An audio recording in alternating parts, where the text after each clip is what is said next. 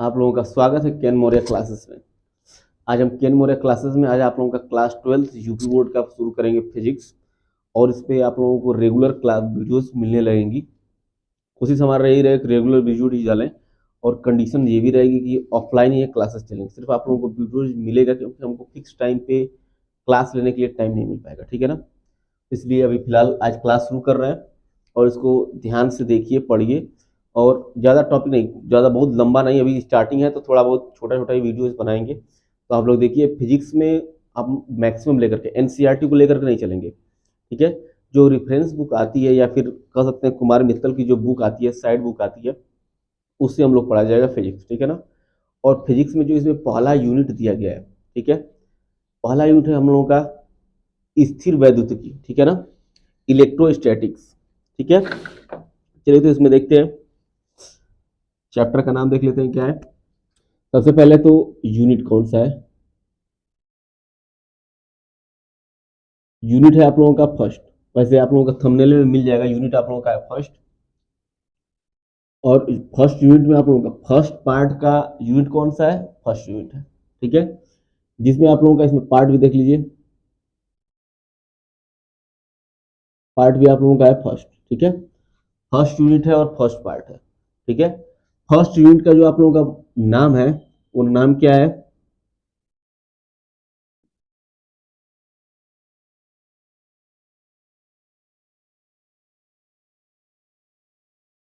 आप लोगों का फर्स्ट यूनिट का नाम है स्थिर वैद्युतिकी, ठीक है। इसमें का जो हम लोग पहला लेसन है, ठीक है, इसमें जो लेसन नंबर है, लेसन नंबर फर्स्ट, ठीक है। लेसन फर्स्ट लेसन का नाम क्या है,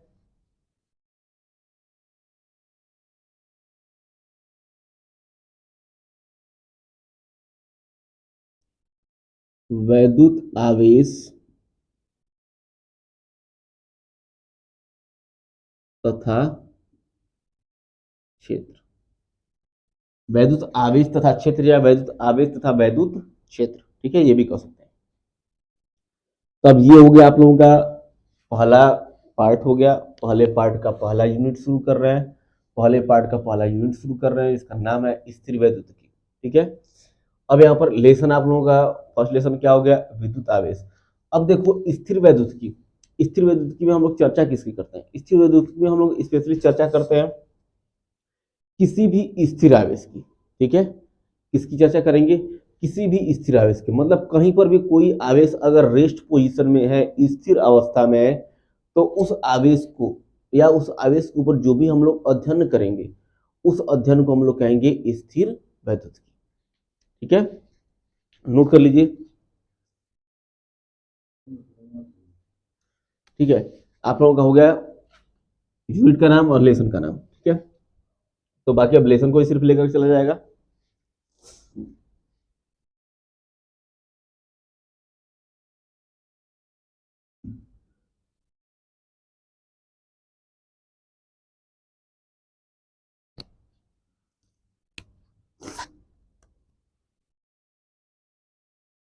फर्स्ट लेसन है, लेसन फर्स्ट। अब यहां पर देखो, लेसन का नाम हो गया वैद्युत आवेश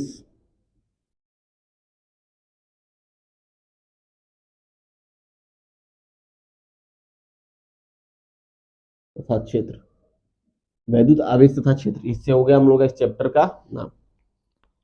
इस चैप्टर में हम लोग किसके बारे में जानेंगे, किसके बारे में अध्ययन करेंगे, किसी भी स्थिर आवेश के बारे में जानेंगे, और उस स्थिर आवेश पर हम लोग क्या करेंगे, अध्ययन करेंगे। तो पहला आप लोगों का हेडिंग हो जाता है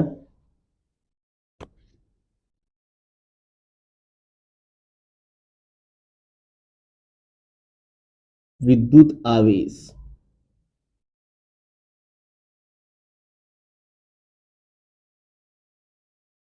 पहला आप लोगों का हेडिंग हो गया विद्युत आवेश। विद्युत आवेश को हम लोग जानेंगे,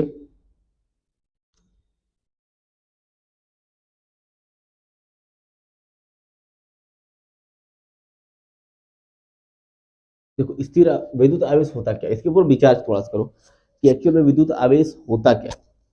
अब देखो सबसे पहले हम लोग समझ लेते हैं कि विद्युत आवेश, देखो विद्युत आवेश वह गुण है, विद्युत आवेश वह गुण है जिससे युक्त वस्तु अन्य वस्तु पर वैद्युत बल आरोपित करने लगती है। ठीक है, लिख लेते हैं। विद्युत आवेश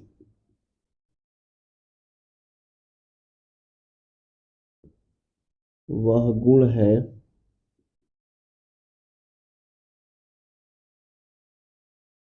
जिससे युक्त वस्तु अन्य वस्तु पर कोई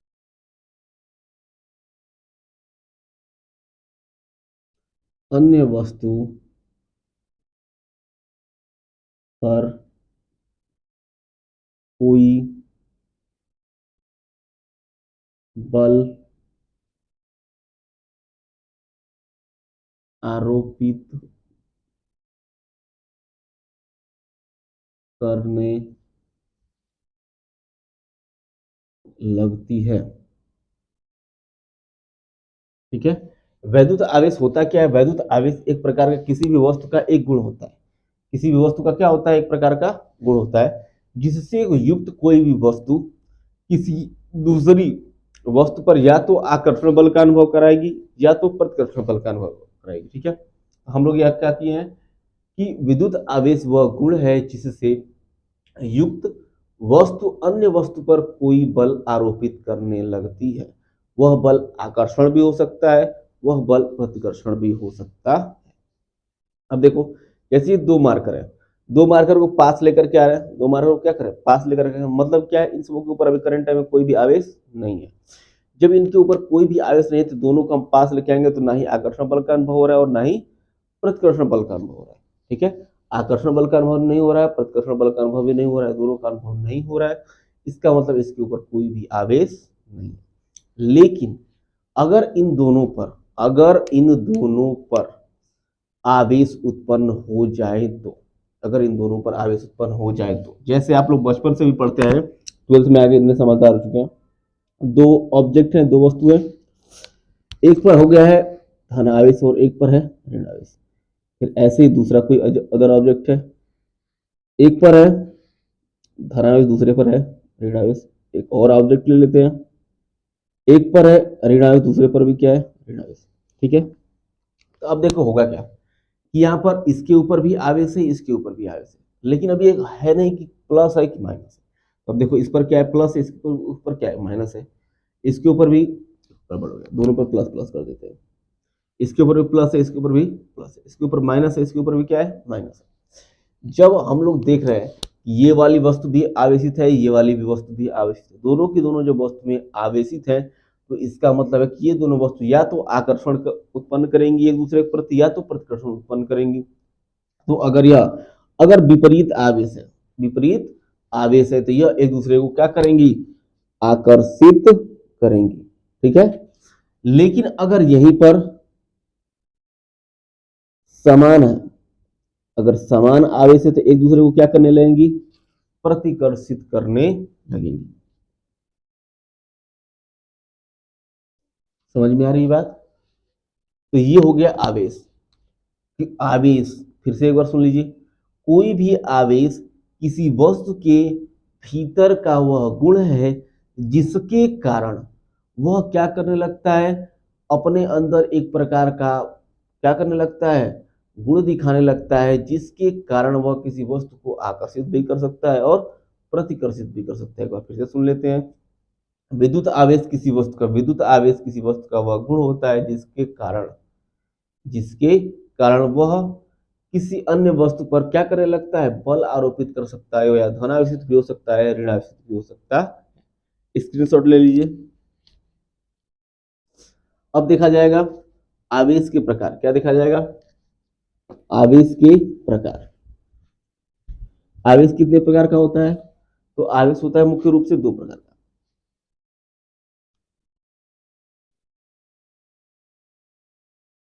आवेश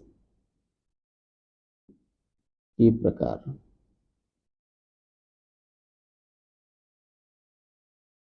आवेश कितने प्रकार का होगा? दो प्रकार का, एक होगा हम लोगों का धन आवेश, दूसरा हो जाएगा ऋण आवेश। एक हो जाएगा धन आवेश और एक हो जाएगा ऋण आवेश। ठीक है, धन आवेश किसे कहेंगे, ऋण आवेश किसे कहेंगे। अब देखो आवेश, अब इसको देख लेते हैं, ये किसे प्रदर्शित करेंगे, प्लस से, इसको किसे प्रदर्शित करेंगे, माइनस से। इस तरीके से इसको प्रदर्शित किया जाएगा, बेसिक से लेकर के चल रहे हैं। ठीक है ना, इसमें कुछ लोग, जो लोग इस सब चीजों को जानते होंगे, तो वो लोग ये मत समझना कि ये तो बेकार चीज पढ़ा रहे हैं, कोई मतलब नहीं है। पहले बेसिक जो उन बच्चों के, जिन लोगों को आ रहा होगा मत पढ़ो, कोई दिक्कत नहीं है, लेकिन जिन लोगों को नहीं आ रहा है हम उसको लेकर के चल रहे हैं। ठीक है, अब देखो आवेश के प्रकार, आवेश कितने प्रकार के हो गए, दो प्रकार के, धन आवेश और एक ऋण आवेश। ठीक है, धन आवेश ऋण आवेश दो प्रकार के हो गए आवेश। अब हम लोग देखा जाएगा कि धन आवेश किसे कहेंगे, ऋण आवेश किसे कहेंगे। ठीक है, अब धन आवेश और ऋण आवेश को समझ लेते हैं। किसी भी पदार्थ के अंदर, किसी भी पदार्थ के अंदर, ठीक है, किसी भी पदार्थ के अंदर जो आवेश अधिक होता है, किसी भी पदार्थ के अंदर जो आवेश अधिक होता है, उसे उस वस्तु को बोलते हैं कि यह वस्तु कैसी है, धन आवेशित है। किसी पदार्थ के अंदर अगर ऋण आवेशित की मात्रा अधिक है तो वो पैसा पदार्थ कैसा है, ऋण आवेशित है। अब यहाँ पर कई लोगों को समझ में नहीं आया होगा।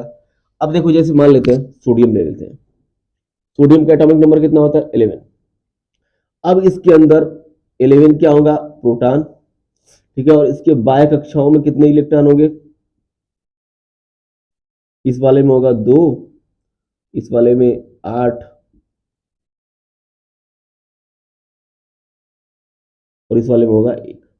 टोटल कितना है, 11 हो जाएगा प्रोटॉन, 11 हो जाएगा इलेक्ट्रॉन। इलेक्ट्रॉन की संख्या भी कितनी है, 11 है, प्रोटॉन की संख्या भी कितनी है, 11 है। अब देखो, अगर मान लेते हैं, अगर मान लेते हैं कि सोडियम अपना एक इलेक्ट्रॉन क्या कर दिया, डोनेट कर दिया, या अपने एटम से बाहर निकाल दिया। जब एटम से बाहर निकाल देगा तब होगा, जब एटम से बाहर निकाल देगा तो अब देखो यहाँ पर कितने इलेक्ट्रॉन बचेंगे, 10 इलेक्ट्रॉन बचेंगे, और प्रोटॉन कितने रहेंगे, प्रोटॉन 11 ही रहेंगे। तो अब यहाँ पर जिसकी अधिकता होगी, किसी भी परमाणु में जिस आवेश की अधिकता होती है, वह परमाणु वो उस प्रकार का आवेश दिखाता है, या उसके अंदर उस प्रकार के आवेशित गुण आ जाते हैं। फिर से सुन लो, किसी भी पदार्थ के अंदर जिस आवेश की अधिकता होती है, वह उस प्रकार का गुण दिखाता है, या फिर उसके अंदर उस प्रकार के आवेश के गुण आ जाते। अब देख लेते हैं, इसे मान लो क्लोरीन भी देख लेते हैं। क्लोरीन का एटॉमिक नंबर होता है 17। ठीक है, तो अब देखो, अगर यहाँ पर क्लोरीन लेते हैं तो क्लोरीन के पास कितने हो जाएंगे,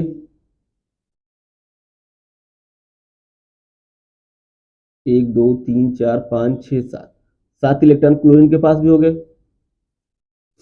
अब देखो 17 होंगे, 17 प्रोटॉन होंगे और 17 क्या होंगे, इलेक्ट्रॉन। 17 प्रोटॉन भी होंगे और 17 भी क्या होंगे, इलेक्ट्रॉन भी होंगे। तो लेकिन अगर यहाँ पर सोडियम से मान लेते हैं, सोडियम अपना एक इलेक्ट्रॉन डोनेट किया, जब डोनेट किया तो क्लोरीन ने क्या कर लिया, ग्रहण कर लिया, और इसके पास कितने हो गए, बायकोस में 8 इलेक्ट्रॉन हो गए। सिंपल सी बात है, हम लोग बचपन से पढ़ते हैं कि अपने अष्टक को कंप्लीट करने के लिए या तो इलेक्ट्रॉन ग्रहण करता है या फिर क्या करता है, त्यागता है। ठीक है, अब देखो, जब यहाँ पर इलेक्ट्रॉन क्या कर लेगा, ग्रहण कर लेगा, जब इलेक्ट्रॉन ग्रहण कर लेगा तो इसके पास कितने हो जाएंगे, प्रोटॉन तो कितने रहेंगे, 17 ही रहेंगे, लेकिन इलेक्ट्रॉन कितने रहेंगे, 18 हो जाएंगे। जब इलेक्ट्रॉन 18 हो जाएंगे तो यहाँ यह कैसा हो जाएगा, ऋण आवेशित हो जाएगा। अब देखो, धन आवेश किसे कहेंगे, किसी भी पदार्थ में, किसी भी पदार्थ के भीतर जिस आवेश की मात्रा अधिक होगी वह कैसा होगा, धनावेश, और जिसके अंदर मात्रा कम होगी वह कैसा होगा, ऋण आवेश। ठीक है, या फिर इसी दूसरी परिभाषा में सुन लेते हैं। ठीक है, कुछ किसी भी परमाणु के अंदर अपना इलेक्ट्रॉन त्यागने पर, किसी भी परमाणु के भीतर अपना एक या एक से अधिक इलेक्ट्रॉन त्यागने पर उसके अंदर जितना भी धन आवेश आता है उसे हम लोग क्या कहते हैं, उस पदार्थ का धन आवेश कहते हैं। या जितना इलेक्ट्रॉन वह त्यागता है उतना ही उसके अंदर क्या आता है, धन आवेश आता है। दूसरी, अब ऋण आवेश की परिभाषा क्या हो जाएगी, किसी भी पदार्थ के अंदर, किसी भी पदार्थ के अंदर जितना ही वह पदार्थ या कोई भी पदार्थ या कोई भी परमाणु जितना इलेक्ट्रॉन क्या कर लेता है, ग्रहण कर लेता है, वह उसके अंदर उतने पदार्थ का ऋण आवेश उत्पन्न हो जाता है।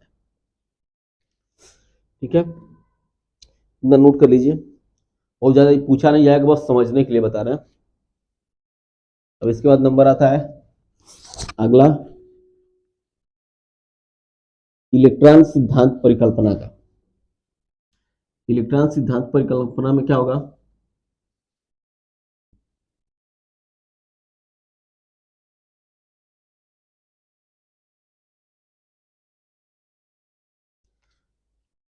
इलेक्ट्रॉन सिद्धांत परिकल्पना पूछता नहीं, लेकिन फिर भी जान लीजिए।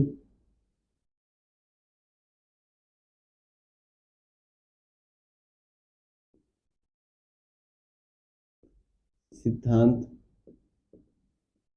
परिकल्पना, इलेक्ट्रॉन सिद्धांत परिकल्पना क्या कहता है? इसको लिखवाएंगे नहीं या लिखेंगे नहीं तो समझ लीजिएगा, बस सुन लीजिए, समझ में आ जाएगा। इलेक्ट्रॉन सिद्धांत परिकल्पना क्या कहता है कि कोई भी परमाणु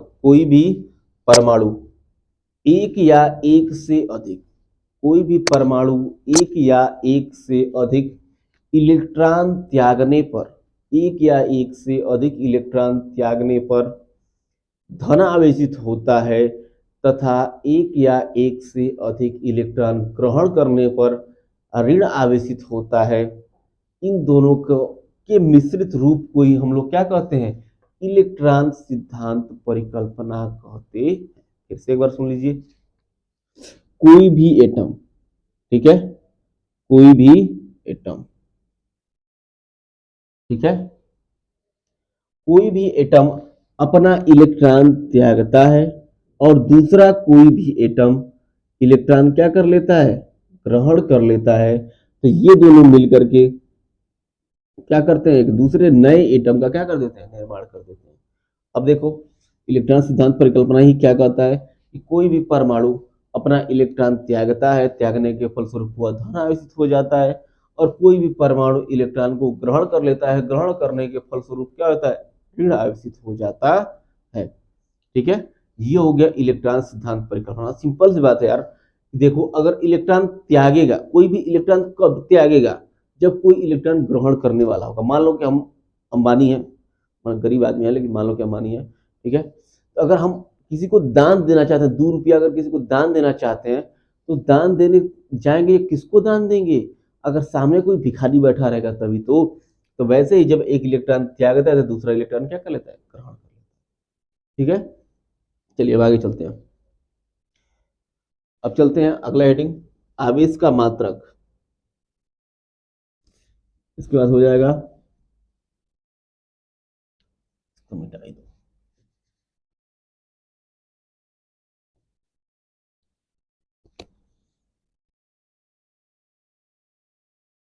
आवेश का मात्रक। आवेश का मात्रक नोट कर लो।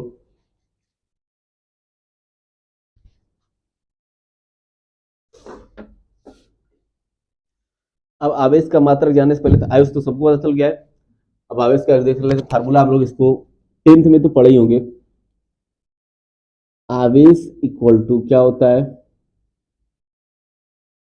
धारा या वैद्युत धारा गुणे में समय। आवेश बराबर होता है धारा गुणे में समय। आवेश को किससे प्रदर्शित करते हैं? Q से। धारा को किससे प्रदर्शित करते हैं? I से। समय को किससे प्रदर्शित करते हैं? E से। ठीक है, आवेश का मात्रक क्या होता है? कूलाम। क्या होता है? कूलाम। धारा का मात्रक क्या होता है? एम्पियर। समय का मात्रक क्या होता है? सेकेंड। ठीक है ना? तो अब आवेश का मात्रक क्या हो जाएगा? एक मात्रक हो जाएगा कूलाम, दूसरा मात्रक हो जाएगा एम्पियर गुणे सेकेंड। ठीक है, इसको आवेश को Q से प्रदर्शित करते हैं, या फिर कई जगह बुक में किससे दिया है? C से भी प्रदर्शित कर सकते हैं। C से भी प्रदर्शित कर सकते हैं और Q से भी प्रदर्शित कर सकते हैं, दोनों से प्रदर्शित कर सकते हैं। ठीक है, आवेश को स्पेशली आप लोग 12th में कई जगह मिलेगा Q भी, तो आप लोग मैक्सिमम मान के लिए कि C से प्रदर्शित करेंगे। ठीक है ना? आवेश का मात्रक क्या होता है? कूलाम। आवेश बराबर होता है धारा गुणे में समय। अब यहाँ पर आवेश का मात्रक हो जाएगा जब धारा गुणे में समय, तो धारा का मात्रक होता है एम्पियर, समय का मात्रक होता है सेकेंड। ठीक है, तो कूलाम बराबर एम्पियर गुणे सेकंड था। आवेश का एक मात्रक हो गया कूलाम, दूसरा मात्रक हो गया एम्पियर गुणे सेकंड। ठीक है, नोट कर लीजिए। क्लास 11th में तो आप लोग बीमा पढ़े ही होंगे। अब इसके बाद अगली हेडिंग हो जाएगी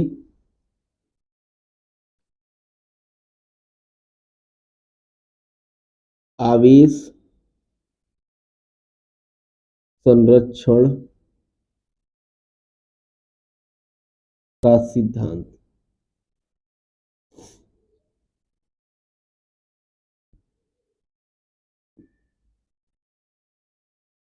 आवेश संरक्षण का सिद्धांत क्या कहता है, इसको एक बार सुन लो, इसको बताएंगे नहीं।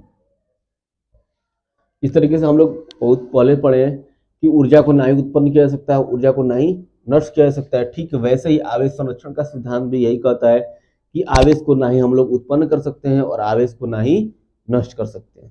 ठीक है, यही है आवेश संरक्षण का सिद्धांत। इस तरीके से ऊर्जा को ना उत्पन्न किया जा सकता, ना ही नष्ट किया जा सकता, वैसे ही आवेश को ना ही उत्पन्न किया जा सकता और ना ही नष्ट किया जा सकता है। ये क्लियर है। ठीक है, अब आगे चलते हैं। मूल आवेश अगला है हम लोगों का मूल आवेश।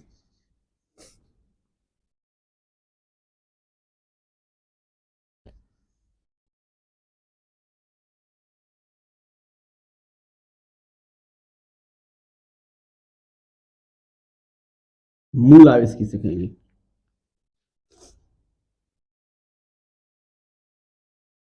अब मूल आवेश की परिभाषा लिख लेते हैं।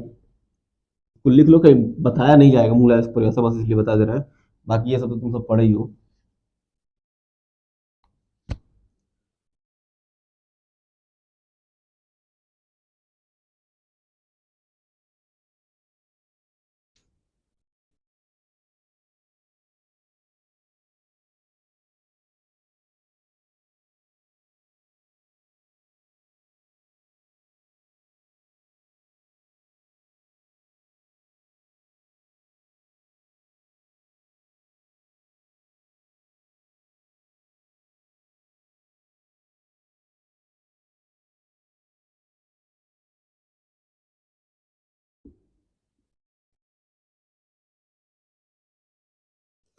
देखो, मूल आवेश का परिभाषा क्या हो जाएगा, आवेश का वह छोटा से छोटा भाग, आवेश का वह छोटा से छोटा भाग जिसको विभाजित नहीं किया जा सकता। ठीक है, अब देखो ये मार्कर है, मार्कर को 1000 भागों में डिवाइड करोगे, 2000 भागों में, लेकिन कोई ना कोई ऐसा पार्ट आएगा जिसको हम लोग डिवाइड नहीं कर सकते। वैसे ही मूल आवेश का परिभाषा क्या होगा, आवेश का वह छोटा से छोटा भाग जिसको विभाजित नहीं किया जा सकता है। इसको किससे प्रदर्शित करते हैं, इसको स्मॉल ई से प्रदर्शित करते हैं। ठीक है, अब एक मूल आवेश पर कितना आवेश पाया जाता है, इक्वल टू हम लोग लिख सकते हैं 1.6 गुणे 10 के पावर माइनस 19 गुलाम। ठीक है, 1.6 गुणे 10 के पावर माइनस 19 गुलाम। आवेश का मात्रा क्या हो जाएगा, गुलाम। ठीक है, 1.6 गुणे 10 पर माइनस 19 गुलाम। इस एक इलेक्ट्रॉन पर क्या होता है, आवेश। अगर आपसे पूछा जाए कि आवेश की सबसे छोटी इकाई, यहीं पर नोट में लिखना चाहो तो लिख लो, आवेश की सबसे छोटी इकाई इलेक्ट्रॉन होता है। आवेश की सबसे छोटी इकाई क्या होता है, इलेक्ट्रॉन। ठीक है, तो किसी इलेक्ट्रॉन, अगर मान लो किसी, अगर इस मार्कर पर कर देंगे कितना आवेश है, इस मार्कर पर कितना आवेश है, कहेंगे 10 आवेश है। 10 आवेश का मतलब क्या है, 10 आवेश, हम लोग इसको चलो फार्मूला से देखते हैं। आवेश Q इक्वल टू हम लोग पढ़े एन ई, ये क्लास 10th में आप लोग पढ़े होंगे। Q इक्वल टू पढ़े एन ई। ठीक है, तो Q क्या है, हम लोगों का हो जाएगा आवेश, आवेश बराबर N क्या है, इलेक्ट्रॉनों की संख्या,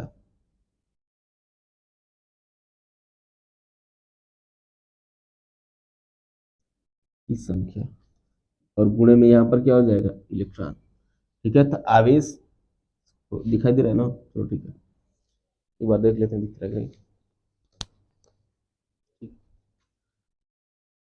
आवेश इक्वल टू होता है इलेक्ट्रॉनों की संख्या गुणे में इलेक्ट्रॉन। जैसे आप लोगों से कह दिया जाए कि 10 कूलाम आवेश, 10 कूलाम आवेश, 10 कूलाम आवेश का मतलब क्या हो गया,